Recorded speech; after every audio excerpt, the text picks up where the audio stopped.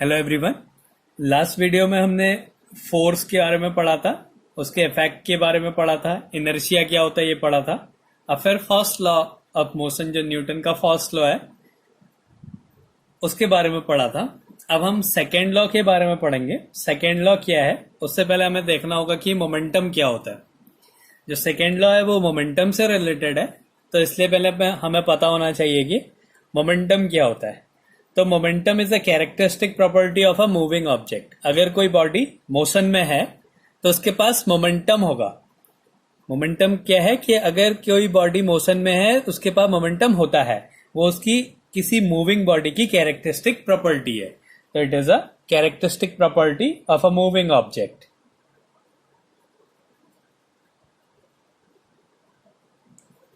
Characteristic property of a moving object।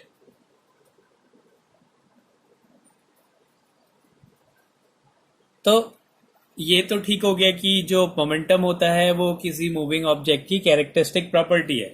अब हमसे ये पूछा जाए कि किसी ऑब्जेक्ट जो कि मोशन में है उसका मोमेंटम कितना होगा। हमने ये तो कह दिया कि वो कैरेक्टरिस्टिक प्रॉपर्टी है, लेकिन कितना मोमेंटम होगा।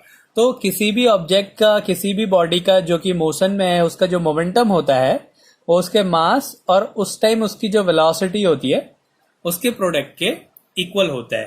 तो momentum is the product of mass and velocity. जो मोमेंटम हम फाइंड करेंगे उस ऑब्जेक्ट का मास और वेलोसिटी को मल्टीप्लाई कर देंगे तो मोमेंटम मिलेगा। अब मोमेंटम क्या है? एक वेक्टर क्वांटिटी है। मोमेंटम एक वेक्टर क्वांटिटी है। इसका जो यूनिट है वो मास का यूनिट हो गया किलोग्राम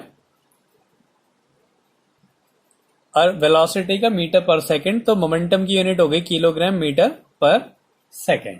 तो ये तो हो गया मोमेंटम। अब इसके बाद हम पढ़ेंगे कि सेकंड लॉ क्या है। Second law of motion.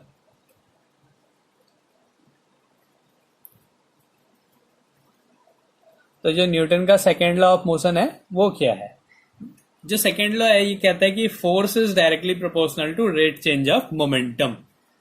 According to second law, force is directly proportional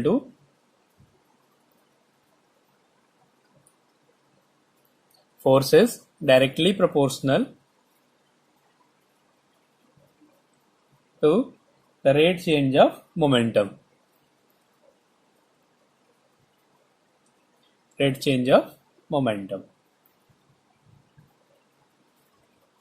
तो जो किसी भी ऑब्जेक्ट में जो फोर्स लग रहा है वो उसके मोमेंटम के चेंज के इक्वल होता है।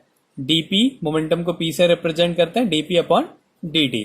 तो प्रोपोर्शनैलिटी के साइन को हटाने के लिए कांस्टेंट यूज करते हैं। तो इस यहाँ पे उस कांस्टेंट की वैल्यू 1 होती है। तो इससे क्या मिलेगा हमें? F equals to dp upon dt। तो ये हो गया लॉ। अब इससे क्या होता है, छोटी क्लासेस में हम लोग पढ़ते हैं कि जो सेकेंड लॉ होता है ये होता है कि F equals to m a. F equals to m a, ये है सेकेंड लॉ। तो ये इसी से सॉल्व होता है। तो इसको करने के दो तरीके हैं। तो पहला है, माना एक बॉडी है जिसका मास m है। इनिशियली ये u वेलोसिटी से मूव कर रही है, इसकी इनिशियल वेलोसिटी है u। फिर कुछ टाइम बाद इसकी वेलोसिटी v हो जाती है। तो अब हमने पढ़ा कि जो फोर्स होता है वो मोमेंटम के डायरेक्टली प्रोपोर्शनल होता है। तो इसका इनिशियल मोमेंटम क्या हो जाएगा? P I, initial momentum. Momentum, ये बॉडी मोशन में है तो इसका मोमेंटम क्या होगा? m into you. तो ये हो गया इसका इनिशियल मोमेंटम। अब अगर हमने इसका ये फाइनल मोमेंटम हो जाएगा इस पोजीशन पे, तो फाइनल मोमेंटम की वैल्यू हो गई एम वी। तो जो फोर्स है वो क्या हो गया? मोमेंटम के चेंज के इक्वल है। तो मोमेंटम क्या है? Final momentum m v minus m u. ये तो हो गया मोमेंटम चेंज जो है मोमेंटम का। किसके रेस्पेक्ट में करना है हमें? टाइम के रेस्पेक्ट में करना है। तो ये हो गया change in momentum with respect to time. अब हमने क्या करा? मास को कॉमन ले लिया, तो ये हो गया v minus you upon T. अब हमने एक इक्वेशन पढ़ी है मोशन की। जो फर्स्ट इक्वेशन है वो होती है v equals to u plus a t. तो अगर हम यहां से a की वैल्यू निकालें तो मिलेगा v minus you upon T. तो v minus you upon T किसके इक्वल है? ए के इक्वल है। तो हम इसकी जगह क्या लिख सकते हैं? ए लिख सकते हैं। तो ये हो गया एम ए। तो फोर्स की वैल्यू हो गई एम ए। तो ये भी एक लॉ है, इसी का result f equals to m a, जो कहता है कि force is equal to rate change of momentum. वहीं से हमें क्या मिला? Force is equal to product of mass and acceleration. अब इसका एक दूसरा तरीका है जो कि डिफरेंशिएशन है। अगर आप 9th क्लास के लिए हैं तो यहीं तक इसको सॉल्व करना है। इसके आगे वाला पोर्शन जो है वो डिफरेंशिएशन से सॉल्व होता है। इसको 11th के लिए जो है, ये सेकंड जो इसका केस है वो क्लास 11th के लिए। 9th के लिए सिर्फ ये है, ऐसे ही सॉल्व करना है हमें। 11th के लिए ये भी है और जो आप सॉल्व कर रहे हैं वो भी है। तो इससे हम देखते हैं, हमें पता है कि F इक्वल्स टू होता है dp अपॉन dt और P की वैल्यू होती है mv। तो ये हो जाएगा d ओवर dt और P की वैल्यू लिख दी हमने mv। P क्या है? Momentum. Momentum equals to mass into velocity. अब जो किसी ऑब्जेक्ट का मास है वो कांस्टेंट होता है, तो m बाहर आ गया, m d over dt into v, तो dv अपॉन dt। अब हमें पता है वेलोसिटी का टाइम के रिस्पेक्ट में डिफरेंशिएशन क्या होता है? एक्सेलरेशन होता है। तो dv अपॉन dt की जगह हम क्या लिख देंगे? एक्सेलरेशन लिख देंगे। तो इससे क्या मिला हमें? F equals to m a. तो ये दो तरीके हैं इसको सॉल्व करने के। इससे तो एक तो सीधा सीधा हमने उसकी दो मोमेंटम निकाल दिया, m v minus m u upon t, इसको सॉल्व कर दिया तो एम ए आ गया। एक होता है डिफरेंशिएशन, कैलकुलस मेथड है, इधर से हम ऐसे सॉल्व कर देते हैं F equals to m a. तो ये वाला जो पोर्शन है, इतना जो पोर्शन है ये 9th के लिए और ये 11th के लिए, कि 11th वाले इसको डिफरेंशिएशन से भी सॉल्व कर सकते हैं। तो ये तो था हमारा सेकेंड लॉ ऑफ मोशन क्या कहता है। अब इसके बाद इसकी एप्लीकेशन क्या है। अब हमें यहाँ से पता चल रहा है कि जो फोर्स है वो डायरेक्टली प्रोपोर्शनल है मास के, और जो फोर्स है वो डायरेक्टली प्रोपोर्शनल है एक्सेलरेशन के। तो मतलब अगर हमारे पास दो बॉडीज हैं, एक बॉडी है 5 kg की और एक बॉडी है 50 kg की, हमने इसको मूव कराना है।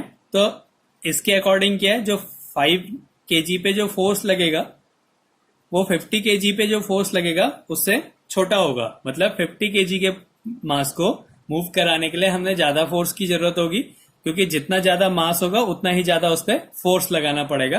तो इससे क्या मिलेगा कि जो F2 होगा, अगर हम इसको मूव करा दे रहे हैं तो वो F1 से बड़ा होगा। तो ये तो होगी इसकी एक एप्लीकेशन की जितना ज्यादा मास होता है उसको मूव कराने के लिए उतना ज्यादा फोर्स की जरूरत होती है। ऐसे ही अगर ये बॉडी मोशन में है दोनों, तो इसको रोकने के लिए हमें कम फोर्स की जरूरत होगी और इसको रोकने के लिए हमें ज्यादा फोर्स की जरूरत होगी। तो जो फोर्स है वो मास के डायरेक्टली प्रोपोर्शनल है। इसी तरीके से हम ये भी देख सकते हैं कि जो फोर्स है वो एक्सेलरेशन। अब हम एक कंडीशन लेते हैं, माना ये 5 kg की का एक ऑब्जेक्ट है, हमने इसको एक्सेलरेट करना है। हम जितना ज्यादा फोर्स लगाएंगे उतना ही ज्यादा ये एक्सेलरेट करेगा। जितना ज्यादा इस पे फोर्स लगेगा उतना ही ज्यादा ये एक्सेलरेट करेगा, क्योंकि फोर्स जो है वो एक्सेलरेशन के भी डायरेक्टली प्रोपोर्शनल है। तो किसी ऑब्जेक्ट को एक्सेलरेट करने के लिए उसमें उतना ही ज्यादा फोर्स लगाना पड़ता है। तो ये इसकी एप्लीकेशन है।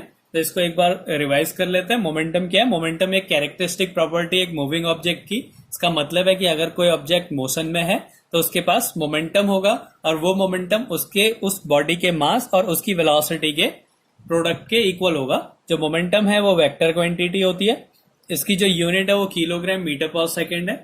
फिर इसके बाद जो सेकेंड लॉ ऑफ मोशन है न्यूटन का, वो कहता है कि जो फोर्स होता है वो डायरेक्टली प्रोपोर्शनल होता है रेट चेंज ऑफ मोमेंटम के। तो इसका ही जो रिजल्ट है वो है F equals to m a. इसको सॉल्व करने के दो तरीके हैं, और इससे हमें ये मिलता है कि अगर हमें किसी ऑब्जेक्ट को मूव कराना है तो जितना ज्यादा उसका मास होगा उतना ही ज्यादा हमने फोर्स लगाना पड़ेगा। अगर किसी ऑब्जेक्ट को हमने एक्सेलरेट करना है तो जितना ज्यादा फोर्स लगाएंगे उतनी ही ज्यादा वो एक्सेलरेट होगी। तो ये है हमारा सेकेंड लॉ।